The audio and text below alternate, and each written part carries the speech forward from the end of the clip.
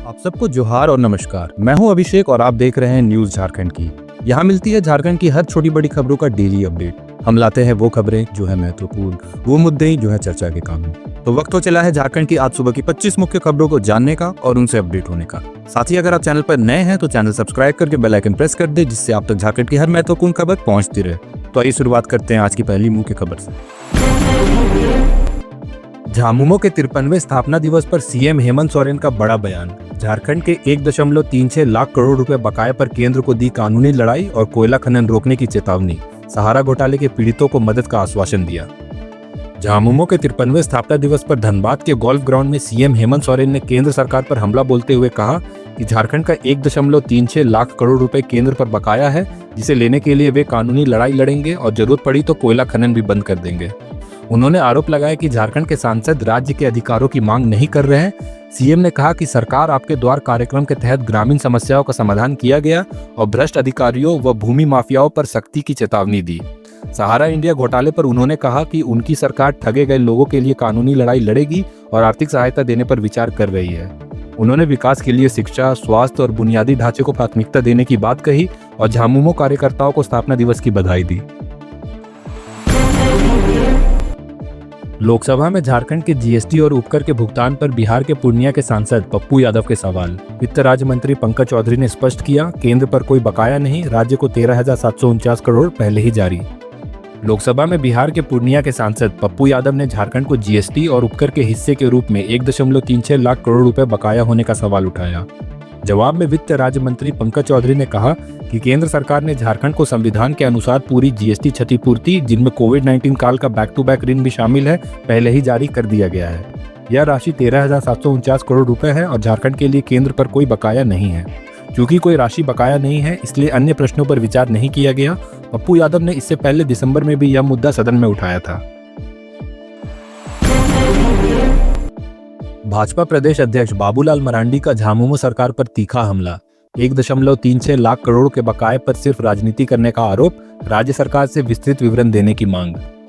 भाजपा प्रदेश अध्यक्ष बाबूलाल मरांडी ने बोकारो में मीडिया से बातचीत के दौरान झारखंड सरकार पर निशाना साधते हुए कहा कि 1.36 लाख करोड़ रुपए के बकाये पर झामुमो केवल राजनीति कर रहा है। उन्होंने सवाल उठाया कि राज्य सरकार स्पष्ट करे कि यह राशि कब की है और किन मदों में बकाया है। मरांडी ने कहा कि जैसे आम व्यक्ति भी किसी से बकाया मांगता है तो हिसाब देना पड़ता है, वैसे ही सरकार को भी जनता को सही जानकारी देनी चाहिए। उन्होंने सुझाव दिया कि सरकार इस मुद्दे पर विस्तृत विज्ञापन जारी कर जनता को बताए। साथ ही मरांडी ने राज्य में बढ़ते भ्रष्टाचार पर भी चिंता जताई। आरोप लगाया कि अचल कार्यालयों में जमीन से जुड़े कार्यों में भी घूस ली जा रही है।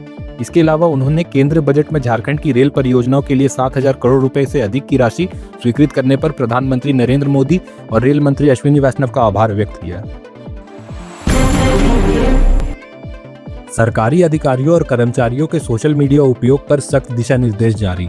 गोपनीयता, अनुशासन और जिम्मेदार पोस्टिंग सुनिश्चित करने के लिए कार्मिक विभाग का नया सर्कुलर लागू, नियमों के उल्लंघन पर कड़ी कार्रवाई की चेतावनी। कार्मिक विभाग ने सरकारी अधिकारियों और कर्मचारियों के लिए सोशल मीडिया उपयोग को लेकर नया सर्कुलर जारी किया है। इसमें गोपनीय दस्तावेज साझा करने पर प्रतिबंध, गलत जानकारी फैलाने से बचने की हिदायत और बिना अनुमति सरकारी रिपोर्ट पोस्ट न करने के निर्देश शामिल हैं। संवेदनशील विषयों पर सतर्कता, सरकारी और निजी अकाउंट अलग रखने और केवल अधिकृत स्रोतों से जानकारी साझा करने के नियम तय किए गए हैं। सर्कुलर का उद्देश्य सोशल मीडिया के जिम्मेदार उपयोग को सुनिश्चित करना है। नियमों के उल्लंघन पर प्रशासन ने सख्त कार्रवाई की चेतावनी दी है, जिनमें निलंबन भी शामिल हो सकता है। कोडरमा में गुप्त सूचना पर वन विभाग की बड़ी कार्रवाई। गोरियाडीह जंगल से अवैध रूप से खनन कर जमा किए गए 1360 किलोग्राम फ्लेश्वर पत्थर जब्त, 4 लोगों पर कानूनी कार्रवाई शुरू, अन्य की संलिप्तता की जांच जारी। कोडरमा वन प्रमंडल को मिली गुप्त सूचना पर वन क्षेत्र पदाधिकारी दोमचांच रविंद्र कुमार के नेतृत्व में गोरियाडीह तालाब से अवैध रूप से जमा किए गए 1360 किलोग्राम फ्लेश्वर पत्थर को जब्त किया गया, जिसकी कीमत करीब 2 लाख रुपए आंकी गई है। यह पत्थर गोरियाडीह जंगल से अवैध खनन कर लाया गया था। वन विभाग ने इस मामले में सिकंदर सिंह, मनोज साव, प्रमोद सिंह और राजेश तुरी के खिलाफ कानूनी कार्रवाई शुरू कर दी है। रेंजर रविंद्र कुमार ने बताया कि जांच जारी है और अन्य की संलिप्तता पाए जाने पर सख्त कार्रवाई होगी। खूंटी के जंगलों और झाड़ियों के बीच बड़े पैमाने पर अफीम की अवैध खेती नष्ट करने के लिए एसपी अमन कुमार 3 ट्रैक्टर लेकर पहुंचे। अधिकारियों और जवानों संग खुद छड़ी से तोड़कर फसल नष्ट की, कार्रवाई के तरीके भी बताए। खूंटी जिले में मंगलवार से अफीम के खिलाफ अभियान तेज कर दिया गया है। सूचना मिलने पर एसपी अमन कुमार, एसडीपीओ वरुण रजक और सदर थाना प्रभारी मोहन कुमार के साथ भारी पुलिस बल लेकर कुंदी गांव पहुंचे, जहां जंगलों और झाड़ियों के बीच बड़े भूखंड पर अफीम की खेती हो रही थी। एसपी खुद 3 ट्रैक्टर लेकर पहुंचे और कार्रवाई के सही तरीके, सैंपल कलेक्शन व जीआर दर्ज करने की प्रक्रिया बताई। अभियान के दौरान ट्रैक्टर से नष्ट न हो पाने वाले पौधों को एसपी, एसडीपीओ और अन्य अधिकारियों ने हाथों में छड़ी लेकर तोड़ा, जिससे सभी पसीने से तरबतर हो गए। गोड्डा के पथरगामा थाना क्षेत्र के केंदुआ में मूर्ति विसर्जन के दौरान बड़ा हादसा। अनियंत्रित होकर नहर के पास पलटे ट्रैक्टर के नीचे दबने से 16 वर्षीय जेलर शाह की मौके पर ही मौत। पुलिस ने ट्रैक्टर जब्त कर जांच शुरू की। झारखंड के गोड्डा जिले के पथरगामा थाना क्षेत्र के केंदुआ में मूर्ति विसर्जन के दौरान बड़ा हादसा हुआ, जब एक ट्रैक्टर नहर के पास अनियंत्रित होकर पलट गया। इस हादसे में कस्तूरिया गांव निवासी मनोज शाह के 16 वर्षीय पुत्र जेलर शाह की मौके पर ही मौत हो गई। घटना की सूचना मिलते ही पुलिस मौके पर पहुंची और शव को पोस्टमार्टम के लिए गोड्डा अस्पताल भेज दिया। पुलिस ने दुर्घटनाग्रस्त ट्रैक्टर को जब्त कर लिया है और मामले की गहन जांच जारी है।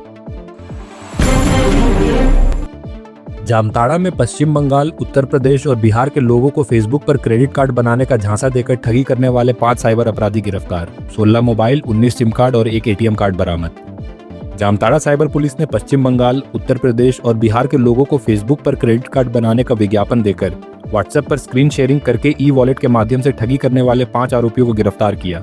गिरफ्तार आरोपियों में 19 वर्षीय सिद्दीक अंसारी, 20 वर्षीय फैयद अंसारी, 19 वर्षीय विकास कुमार मंडल, 26 वर्षीय प्रकाश कुमार मंडल और 28 वर्षीय सद्दाम हुसैन शामिल हैं। इनके पास से 16 मोबाइल, 19 सिम कार्ड और 1 एटीएम कार्ड बरामद किए गए हैं। पुलिस ने गुप्त सूचना के आधार पर करमाटांड के दूरदुलई जंगल और टांड में छापेमारी की। इस मामले में जामताड़ा साइबर अपराध थाना में कांड संख्या 9/25 दर्ज किया गया है।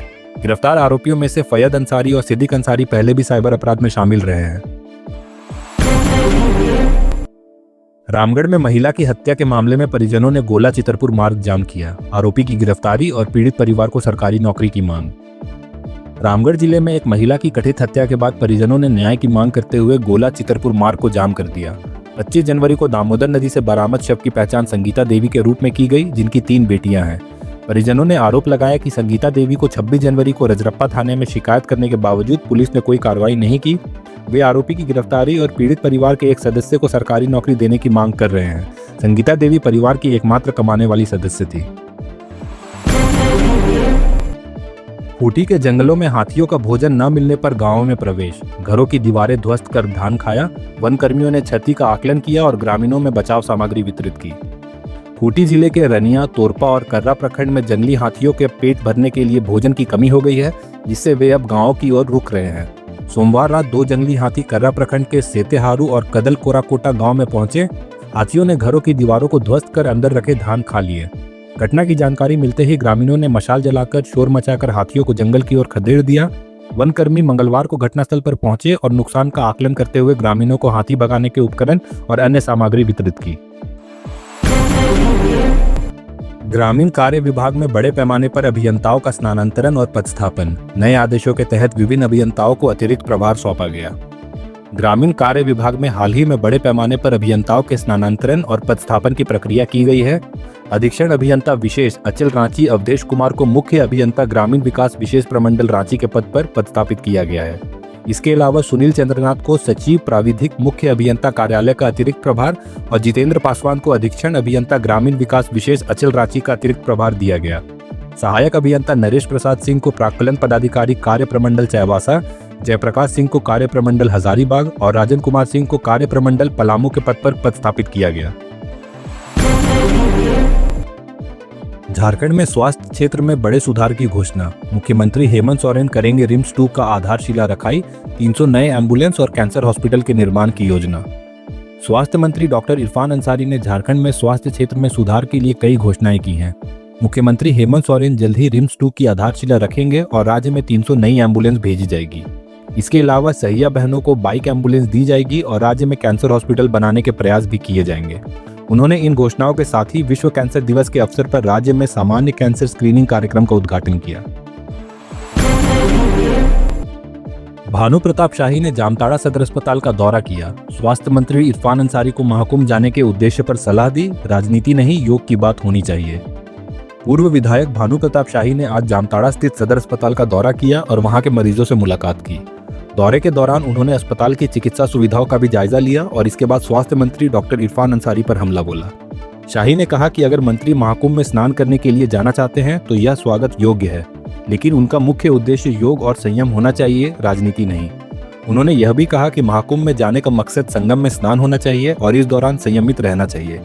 शाही ने मुख्यमंत्री योगी आदित्यनाथ का उदाहरण देते हुए कहा कि वह महाकुंभ में उपद्रव पर कड़ी नजर रखते हैं।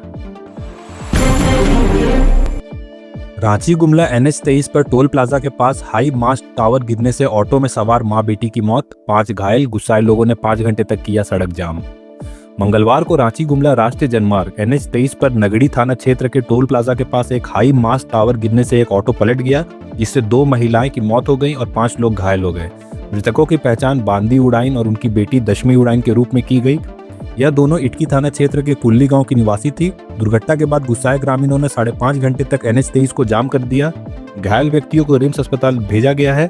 झारखंड सरकार के पूर्व मंत्री बंधु तिर्की ने घटना पर दुख व्यक्त करते हुए कहा कि राज्य सरकार मृतकों को 2-2 लाख रुपए और घायलों को 5-5 लाख रुपए की मुआवजा देगी, जबकि NHAI द्वारा मृतकों को 15-15 लाख रुपए मुआवजा दिया जाएगा। मुख्यमंत्री हेमंत सोरेन से आज शिष्टाचार भेंट करने पहुंचे पुलिस और वन विभाग के उच्च अधिकारी। DGP Anurag Gupta, IG Prabhat Kumar, IG असीम विक्रांत मिंज, प्रधान मुख्य वन संरक्षक अशोक कुमार और मुख्य वन संरक्षक SR नटेश ने की मुलाकात। आज मुख्यमंत्री हेमंत सोरेन से मुख्यमंत्री आवासीय कार्यालय में शिष्टाचार भेंट करने के लिए पुलिस विभाग के प्रमुख अधिकारी डीजीपी अनुराग गुप्ता, पुलिस महानिरीक्षक प्रभात कुमार और पुलिस महानिरीक्षक CID के असीम विक्रांत मिंज ने मुलाकात की। इसके अलावा वन विभाग के प्रमुख अधिकारी प्रधान मुख्य वन संरक्षक अशोक कुमार और मुख्य वन संरक्षक SR नटेश भी मुख्यमंत्री से मिले। यह मुलाकात शिष्टाचार भेंट के रूप में थी। लातेहार जिले में नक्सली संगठन JJMP के 2 सदस्य चंदन और पप्पू साव ने पुलिस के सामने आत्मसमर्पण कर सरकार की आत्मसमर्पण नीति का लाभ लेने का किया निर्णय। लातेहार जिले के JJMP के 2 नक्सली सदस्य चंदन और पप्पू साव ने मंगलवार को पुलिस के सामने आत्मसमर्पण कर दिया। दोनों छिपादोहार थाना क्षेत्र के निवासी हैं। लातेहार SP कुमार गौरव और CRPF कमांडेंट ने उन्हें सम्मानित किया। आत्मसमर्पण नीति के फायदे को समझकर उन्होंने यह कदम उठाया। पुलिस ने नक्सलियों से अपील की है कि वे आत्मसमर्पण कर समाज की मुख्य धारा में शामिल हो। SP ने कहा कि पुलिस लातेहार को नक्सल मुक्त बनाने के लिए प्रतिबद्ध है। जान्हो अंचल कार्यालय में मंत्री शिल्पी नेहा तिर्की के निर्देश पर भूमि विवाद समाधान के लिए भूमि अदालत कक्ष का उद्घाटन, आम जनता को मिलेगा राहत। जान्हो अंचल कार्यालय में मंत्री शिल्पी नेहा तिर्की के निर्देशानुसार भूमि संबंधित विवादों के समाधान के लिए भूमि अदालत कक्ष का उद्घाटन हुआ। उद्घाटन कांग्रेस प्रखंड अध्यक्ष मोहम्मद इश्तियाक, विधायक प्रतिनिधि मंगलेश्वर उराव और अंचल अधिकारी संजीव कुमार ने किया। इस अवसर पर मोहम्मद इश्तियाक ने कहा कि भूमि विवाद के समाधान के लिए प्रत्येक शनिवार को भूमि सुधार किया जाएगा, जिनमें अंचल और थाना अधिकारी के साथ जनप्रतिनिधि भी सहयोग करेंगे। इससे जनता को राहत मिलेगी और जमीन से संबंधित समस्याओं का समाधान जल्द होगा। मुख्य सचिव अलका तिवारी ने प्राकृतिक आपदाओं से निपटने के लिए आपदा राहत की त्वरित व्यवस्था के निर्देश दिए। 10 करोड़ रुपए की राशि स्वीकृत की, गोताखोरों की तैनाती और विभिन्न राहत उपायों को मंजूरी दी। मुख्य सचिव अलका तिवारी ने राज्य में प्राकृतिक कारणों से होने वाली क्षति से निपटने के लिए आपदा राहत की त्वरित व्यवस्था सुनिश्चित करने के निर्देश दिए। उन्होंने मंगलवार को आपदा प्रबंधन से जुड़ी राज्य कार्यकारिणी समिति की बैठक की अध्यक्षता करते हुए कहा कि असमय राहत और बचाव कार्य से हम आपदा की क्षति को न्यूनतम कर सकते हैं। बैठक में जलाशयों पर गोताखोरों की तैनाती, पेशेवर मछुआरों को प्रशिक्षित करना और 10 करोड़ रुपए की राशि की स्वीकृति की गई ताकि किसी भी आपदा में त्वरित सहायता मिल सके। चतरा में सरस्वती पूजा मेले के दौरान एक नाबालिग और एक युवती के साथ दुष्कर्म, दोनों आरोपियों की गिरफ्तारी, पीड़िताओं का मेडिकल परीक्षण जारी। चतरा जिले में सरस्वती पूजा मेले के दौरान एक नाबालिग लड़की और एक युवती के साथ रेप की घटना सामने आई है। पहले मामले में चतरा के वार्ड सदस्य कैलाश यादव ने नाबालिग लड़की के साथ दुष्कर्म किया, जबकि दूसरे मामले में मुकेश गंचू नामक व्यक्ति ने एक युवती को शिकार बनाया।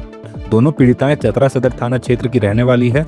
पुलिस ने पीड़िताओं के बयान के आधार पर दोनों आरोपियों को गिरफ्तार कर जेल भेज दिया है। नाबालिग पीड़िता के मामले में पॉक्सो एक्ट के तहत मामला दर्ज किया गया और पीड़िताओं का मेडिकल परीक्षण चतरा सदर अस्पताल में किया जा रहा है। झारखंड के पहले पक्षी महोत्सव के समापन पर दलमा वाइल्ड लाइफ सेंचुरी में दुर्लभ प्रजातियों के पक्षियों की पहचान, ब्लू कैप्ड रॉक और अल्ट्रामेरिन फ्लाई कैचर प्रमुख। झारखंड के पहले पक्षी महोत्सव के समापन के दिन दलमा वाइल्ड लाइफ सेंचुरी में एक महत्वपूर्ण खोज की गई। दलमा टॉप पिंडरबारा क्षेत्र में पक्षी विशेषज्ञों ने दुर्लभ प्रजातियों के पक्षियों की पहचान की, जिनमें अल्ट्रामेरिन फ्लाई कैचर और ब्लू कैप्ड रॉक प्रमुख हैं। विशेषज्ञ प्रोसेनजीत सरकार ने बताया कि ये पक्षी पूर्वी अफगानिस्तान से लेकर हेंगडुआन पर्वत तक के क्षेत्र में प्रजनन करते हैं और भारत में सर्दियां बिताते हैं। विशेष रूप से ब्लू कैप्ड रॉक थ्रश पिछले 10 वर्षों से दलमा में देखा जा रहा है। महोत्सव में 40 विशेषज्ञों की 4 टीमों ने पक्षियों की फोटोग्राफी की और एक विशेष प्रस्तुति दी। यह महोत्सव दलमा में पक्षियों के संरक्षण और स्थानीय जागरूकता के लिए आयोजित किया गया और विभाग ने इसे हर साल आयोजित करने का निर्णय लिया।